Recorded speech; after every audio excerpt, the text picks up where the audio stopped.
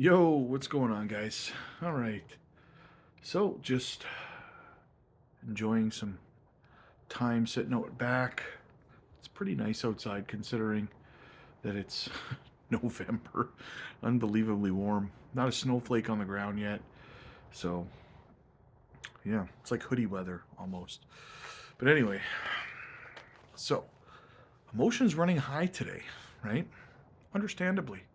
Understandably.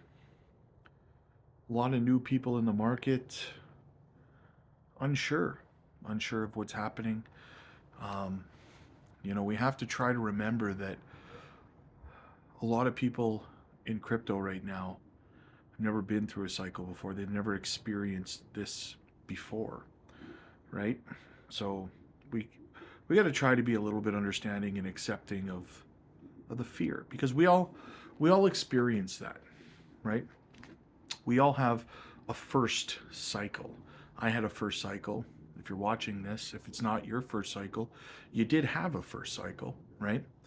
And we all felt the same stuff: the fear, the uncertainty, the doubt, um, because you can't know something that you don't know.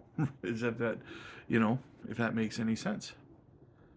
So we have to try to support new people who are going through this kind of stuff for the first time. And I know that it sounds lame or whatever the case might be, and I know that a lot of the time I come off with tough love, but this isn't one of those times. It's not a tough love kind of day today. It's compassion and understanding kind of day today. And I think we all need to kind of support newer people in crypto that are feeling anxiety and fear and that kind of stuff. Because again, we all went through it, right?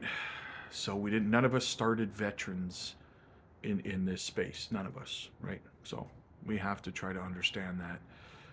And I would encourage you to support the people who are feeling anxiety and stuff like that today, um, because there is some good news. There's a light at the end of the tunnel, guys, right? And you know me, I always find something positive to talk about, right? And that drives some of you crazy, but most of you guys appreciate it. Most of you guys, you need something to hold on to, and that's why I'm here for you, right? So it's kind of a good news, bad news kind of a scenario that we have right now. So Bitcoin right now, it touched 96K. It's back up at like 97.5 or something like that right now while I'm filming this anyway. I could go back inside and it could be back down 96, 95, 94, whatever, right? Um, but here is the long and short of it. So the bad news is there is a CME gap between 91 and $92,000. Okay, now I'm going to take a quick pause here, and I'm going to explain to you in simplified terms what a CME gap is, because most people don't even know what that is. They hear it and they're like, "Oh, so like I don't know what that means," right? So I'm going to try to simplify it just a little bit for you guys. Okay. Um, So, and again, it's because we don't just start knowing this stuff. Someone has to explain it, right? I didn't start in crypto knowing what a CME gap was. So, anyway, um, so a CME gap, essentially, so when the TradFi exchanges shut down for Saturdays and Sundays, what happens is it leaves a gap in the Bitcoin chart. So, um, and we'll use examples here. If Bitcoin if it's like Friday night, Saturday morning, and Bitcoin goes on a huge pump, let's say Bitcoin goes up, from, I don't know, 91 to 92K over the course of a weekend, right? Well, it leaves a gap in the chart. Now, these CME gaps, they generally tend to act like a magnet for the price, like a yo yo almost, right? Sometimes those CME gaps fill right away over the course of a couple of days or a week. Sometimes it takes months for a CME gap to fill. Now, this is something that, my buddy Caesar gets crypto. He says this often, so I'm going to steal a line from him. So shout out to Caesar. He says, Not all CME gaps to the downside fill, and this is accurate, guys. Not all CME gaps to the downside fill. A large percentage of them do, but not 100% of them. There's still CME gaps to the downside, down around like $3,000 for Bitcoin and lower, right? That never fill, that never will fill at this point, right? Um, but in saying that, so what happens is we'll pump over the weekend from 91 to 92K. And then Monday, markets will open back up, and then we continue up from 92 up to 98, over 100,000, so on and so forth. But that gap between 91 and 92 is still there, right? So again, it does tend to act like a magnet. So right now, what I think is probably going to happen is we could see us come down between that 91 and 92K to fill that CME gap, right? Now that's the bad news. That's the downside, okay? The good news is, and I think you'll like the good news more than you hate the bad news, okay? It actually kind of makes the bad news seem like cherry on top of the good news because it presents an opportunity. So the good news is that this past weekend, the 7th to the 10th, Bitcoin dumped hard. We know that, right? So on the 10th, we saw that dump. So what happened was we actually formed another CME gap between 104K and 110K. Now, back to what Cesar said. Not all CME gaps to the downside fill. However, to this point in time, 100% of CME gaps to the upside do and have filled. Okay? So, theoretically, we could see us come down to fill that CME gap between 91 and 92K. And then we could see us come all the way back up and fill the CME gap that we formed last weekend on that flash crash around the 10th, 7th to 10th, whatever, right? Was it last? Yeah, last week. What's the date today? I'm sorry, guys. I don't even know what the date is today. Yeah, it's the 13th. Yeah, so like the 7th to the 10th last weekend. So likely, possibly, we'll come back up.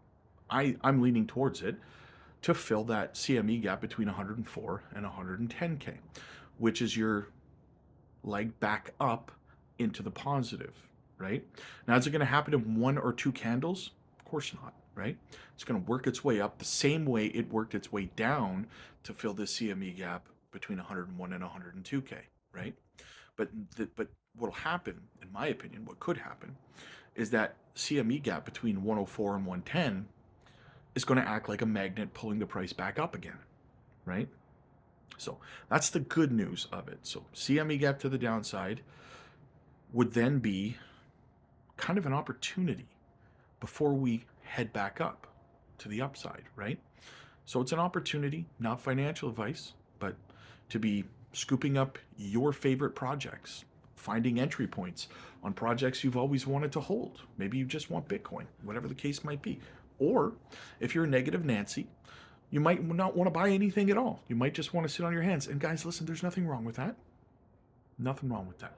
Will you miss an opportunity? Potentially, right? Potentially. But nothing's written in the stars. Nothing's guaranteed when it comes to this, right? So that's the good news and the bad news. But for me, the bad news kind of seems like an opportunity with the CME gap between 104 and 110. I look at the opportunity of 91 to 92K as an opportunity for me personally to back the truck up, right? It's probably what I'll do if that transpires. Now, I'm not telling you to do the same thing. If you don't want to do that, then definitely don't do that. That's up to you, right? But that's definitely what I'm going to be doing. So, and listen, guys, I know that it's emotionally hard out there right now, mentally as well, right? Especially if you're new to crypto. So we see it in the chats, we see it on X, we see it on YouTube, we see it over on the Patreon, even people are feeling some kind of way, right? If you want to chat, if you need someone to talk to help make sure that you don't make any major mistakes or blunders by panic selling and then buying back in on green candles and stuff like that.